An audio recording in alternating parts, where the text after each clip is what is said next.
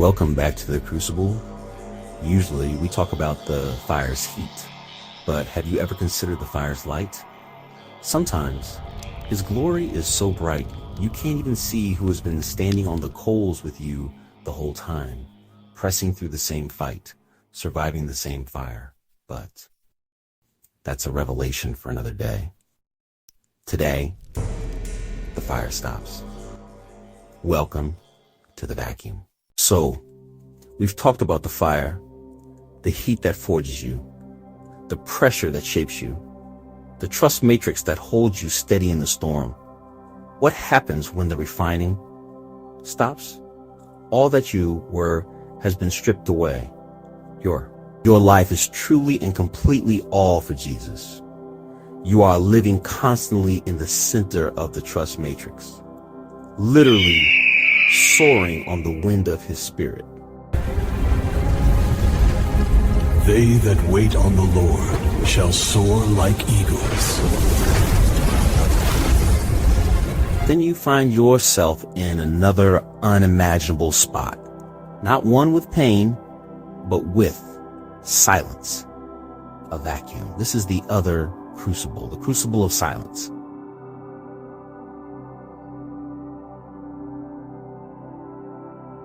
It's the gap between the promise and the proof, between the amen and the it is finished. And let me tell you, the silence can be louder than the fire. Fire burns the flesh. Silence, it tries to wear down the mind. You can be perfectly centered in the matrix. You can be holding the navigator with everything you have. You can have let go of every worldly anchor. Your peace equation, P equals H times L, is theoretically flawless. And yet, you're swinging in a void, waiting for the catcher's release. And all you hear is the echo of your own faith asking, how long?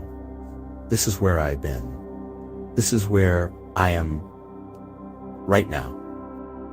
My spirit is at peace, but my mind, the engineer, the strategist, he's been working overtime for days, maybe weeks, running the numbers, calculating the trajectories. I've analyzed every variable: career, finances, logistics, the spiritual momentum.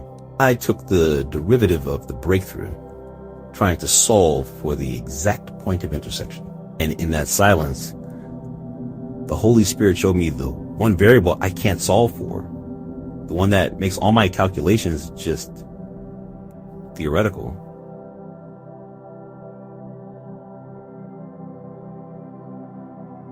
Time. Dwell time, to be specific. T, the duration of the wait. The length of the silence. I can't calculate it. I can't control it. I can't shorten it. I can't even approximate it. Living in the center of the trust matrix, I had given up my need for my timing. I have accepted his kairos timing, TH. I had also given up the tyranny of the world's chronos timing on my life, TL. But that's not the time I'm talking about either. The time I'm talking about is the time associated with the perfect kairos timing of another believer who's also living in the center of the trust matrix. Even as I write this, after I thought I had already received the full revelation, I feel the Spirit is still speaking to me about it, because quite frankly, I'm still sitting in the middle of it. This episode was just going to be about the story of the revelation, delivered in the way that only me and the professor can do. But I feel that he wants me to pause that for a minute and speak to you generally about what led to this. One thing I have learned is when the eye of the trust matrix shifts, you best move with it. Hitting the wall is no cup of tea. Did you say cup of tea? Is that code for it's time for my scene? I do wish I would know these things beforehand. No, man, just stay where you are. It looks like we are getting preempted by the OG of OD.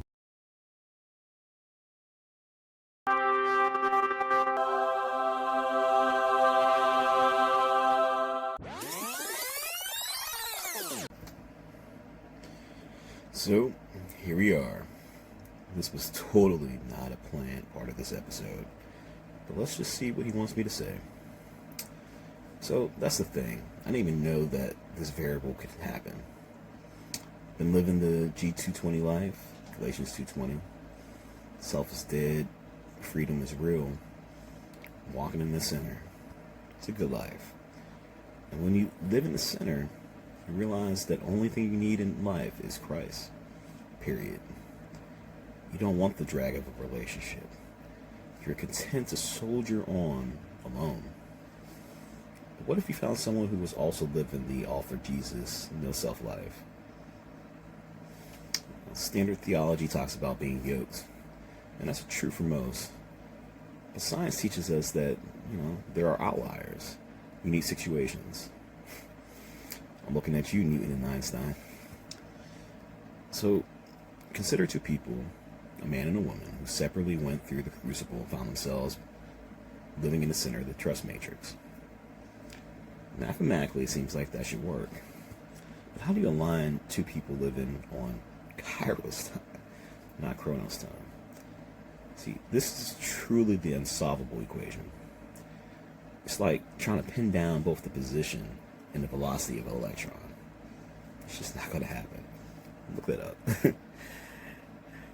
So, I legit found myself in the crucible of silence. Thanks be to God, in the middle of it, he yet again showed me that while the equations were infinitely more complex and literally impossible for me to solve, the answer was still the same. Trust the navigator. Period. So, lastly, I say directly to that one. You know who you are. The math holds. The navigator keeps us safe always, even in the silence. As a man of science, I believe in miracles because I've seen them. Now, I believe in unicorns because I found one. God gave me a royal flush to play. Recognizing your truly incomputable intrinsic value, I made what I thought was the true gentleman's wager. In my heart, I had made up my mind that I'd rather leave the game so that you could choose to walk by my side rather than win.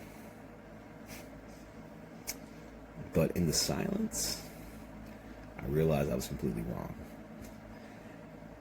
I was wrong because you held in your hand the only card that mattered. The Ace of Hearts. My heart. So I fold.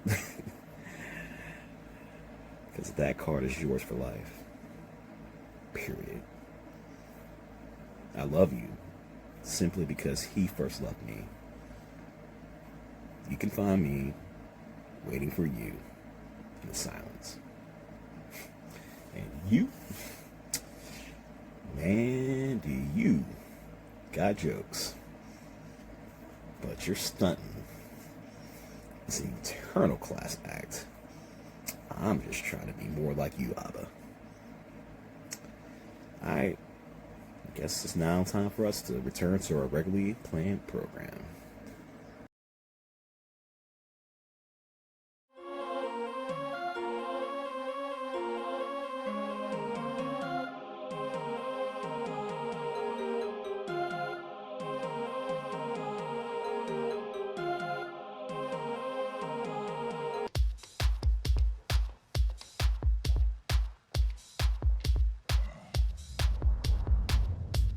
Mr. Patrick, for a man who claims to have cracked the trust matrix, the equation for perfect peace, you seem rather agitated. I am completely unbothered, Prof. My internal state is tranquil. But the angles, just 3, are killing me. I trust the navigator, but do you know the drag coefficient of a soul passing through a vacuum at Mach 2? I'm not worried about crashing. I'm worried about sticking the landing, and that is based on one variable. It's T. T is the problem. I can't calculate or control for T. I beg your pardon? I find the tea to be excellent. A robust Earl Grey. No, not the leaves, man. The variable T. It's utterly elusive. A pity. Solve for the variable later, Mr. Patrick. Drink the leaf now. Professor, I can't. She's too important. Never mind that. I have to focus on the math. Okay, Mr. Patrick, but as we both know, sometimes the best way to solve complex math is to simplify it to a natural representatory picture. Do you by any chance have one in mind? Actually, I do. It's called the passing leap, one of the riskiest trapeze stunts around. Trapeze stunt? Mr. Patrick, first you take me to a fight, but now the circus. Hey, remember, this is my natural representatory picture. What is it to you? I mean, a ring is a ring is a ring. Very well. As I was saying, the passing leap. Is that a VCR card? Yeah. I blew all my AI budget on the intro. That cool flying bit. And oh yeah, the ring montage. Pause, so this is what we got. Bill Nye the Science Guy. I love that show. I know I do, but remember, no budget. Anyway, Disney owns the man, so archival footage it is. So, here we go. Let's me first play and summarize footage, and then we can talk about it. She left the platform first? Oh yeah, in the footage. But in our model, the roles are reversed. The man leads. He leaves safety first. Here you go. Is this better? Yes, you may continue, Mr. Patrick. Okay, rolling the tape. So as you can see, the first person leaves, and while they didn't get caught right there, there's a catcher. The catcher, the navigator catches, but that's the critical point right there. The critical point is where they pass over each other, and then it's delivered back. Okay, so let's talk through this. Oh, so no more grainy footage? Actually, no more footage period. I mean, I do have my notes, but I think I might be able to get away with playing this. It's a single 10-second clip on a loop, so, you know, fair use. Take that, Mickey. I don't think this is how fair use works. It's time for us to use our imagination and my rough notes. Okay, so step one, the first leap. The man jumps. Blindly, he takes the lead. He lets go of everything familiar. Facing backwards, he can't see what's behind him. His only certainty is the navigator's promise to never forsake him. A leap of faith, literally. Yep, step two, the catch. The navigator secures him. Now he's suspended, held, but the journey isn't over. This, the dwell time. This is the unknown T I have been talking about. The navigator knows when the timing is perfect or if a delay is necessary. The man is just hanging on to him blindly. Meanwhile, is the return swing, a kinetic opportunity. The woman follows. She grabs the bar that the man's blind leap made available. She's secured, but on borrowed equipment. You gave her a real render. Yes, some things are worth sacrificing for. Moving on. Step 3, the double release. The critical point. She must let go of her bar, the thing that feels like security, and leap into the void as the navigator throws the man. They pass in the dark, laminar flow, zero drag. If either carries baggage, fear, doubt, plan B, it creates turbulence. Their trust must be aerodynamically pure. The leap creates an open space. The man lands on the bar she just left. If she hesitates, his landing zone is occupied, but the navigator won't throw him into a collision, hence the dwell. I see. So his landing is contingent on her obedience to let go. But the navigator knows precisely when that will take place. Yes, it's in her time. Okay, on to part 4, the exchange. The woman is now safe in the arms of the navigator. However, before he will send her on the completion of her journey. the man has two things to do. He must stay in sync so that the bar remains on time to meet back with the navigator and the woman. He also has to make room for her on the bar. That is a top responsibility. You must truly prepare a place for her. Yes, but yet again another time the risk is just an illusion. Ultimately, the navigator is controlling all the timing. Even if the man's timing is off, the navigator will not let go of the woman until he knows it's safe. The moves both by the man and the woman are about intention and faith, not perfection. Once they let go of the navigator, they are instantly still in the hands of navigator. He never misses a toss or a catch, even if they fall. Let's just call it the G220 lifetime insurance plan. Like I said, this is a high-level maneuver. Not every union looks like this, but for two believers desiring to live in the center of the trust matrix, this is how it comes together. Fascinating theory. The trajectory is solid. That flyer, she seems quite impressive to match that velocity and all. She certainly is. She's a Delta Class's flyer, the strongest around. Truly a rare build. So, is that how she really looks? I mean, in person? No, Prof, that's just an avatar. I mean, look at us. I'm an avatar, and you're just an avatar for my brain. Oh, no, never mind. Let's not pull that thread. Well then, will the real version be joining us in the lab soon? The invitation is open, Prof, but that part is up to her. Well, it looks like we were not preempted after all. Jokes.